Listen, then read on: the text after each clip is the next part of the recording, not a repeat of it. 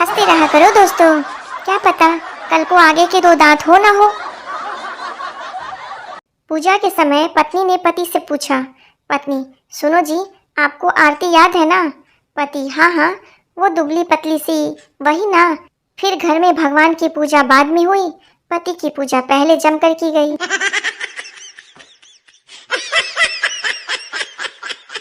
एक तो रात को नींद आती नहीं है, जबरदस्ती घसीट घसीट के लानी पड़ती है, और दूसरी सुबह नींद जाती नहीं, धक्का मुक्की करके भगानी पड़ती है। बहुत मुसीबत है।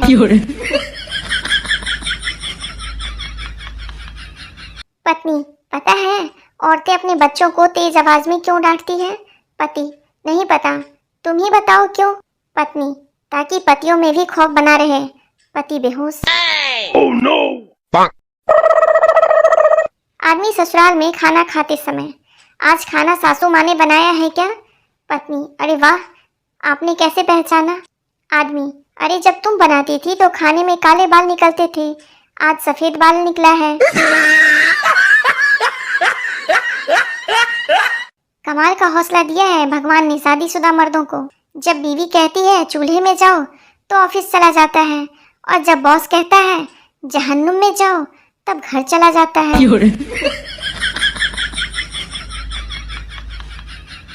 हमारी अनपढ़ माओं ने अपने बच्चों को डॉक्टर, टीचर, इंजीनियर बनाया, और आजकल की ग्रेजुएट माओं ने अपने बच्चों को ब्लॉगर और सोशल मीडिया पे अर्धनग्न मुजरा करना सिखाया। कोई इन मच्छरों को भी कोल्ड ड्रिंक पिला दो। इस 45 डिग्री में भी खून पीने के लिए ये अपनी जान पर खेल रहे हैं। आदमी बाबा जी मुझे बताइए कि मैं कैसे अपने अंदर झांकूं, कैसे अपनी कमियां ढूंढूं? बाबा जी बेटा बहुत आसान है, शादी कर लो। तुम्हारी पत्नी ना केवल तुम्हारी बल्कि तुम्हारे पूरे खानदान की कमियां इतनी बार गिनवाएगी कि तुम्हें याद हो जाएगी। किसी ने क्या खूब कहा है, औरतों की मांग भरी जा सकती है लेकिन उसकी मांगे मरते दम तक पूरी नहीं की जा सकती। जो लड़कियां शादी से पहले भाव खाती है, शादी के बाद वो किसी टकले के साथ बड़ा पाव खाती है।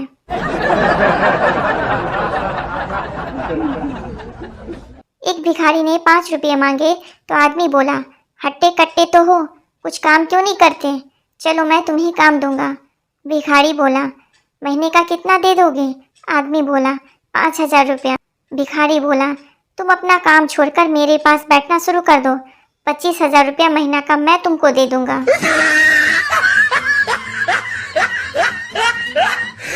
पत्नी बोली, ए जी ये स्वतंत्रता दिवस कब आता है?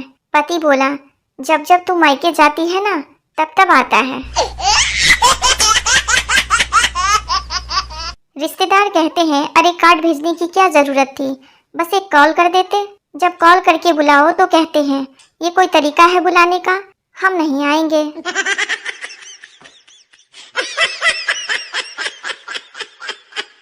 पत्नी, दारू पीने के बाद आप बहुत ही हैंडसम लगते हो। पति, लेकिन आज तो मैंने दारू पी ही नहीं। पत्नी, तो क्या हुआ, आज मैंने पी है।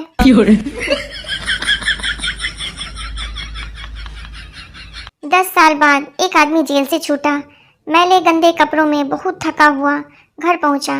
घर पहुंचते ही उसकी बीवी चिल्लाई, कहाँ घूम रहे थे इतनी देर से? आपकी रिहाई तो 3 घंटे पहले हो गई थी ना। वो आदमी वापस से जेल चला गया। घर में कितनी भी जगह क्यों ना हो, अगर कूलर और फ्रिज के ऊपर सामान न रखें तो खाली खाली लगता है। एक सरदारनी बेहोश हो गई, डॉक्टर ये तो मर गई। जब उसको जलाने लगे तो वो उठ बैठी और बोली, मैं जिंदा हूँ। सरदार, चुपचाप पड़ी रह गवार, तू डॉक्टर से ज्यादा जानती है क्या? जलाओ जी जलाओ।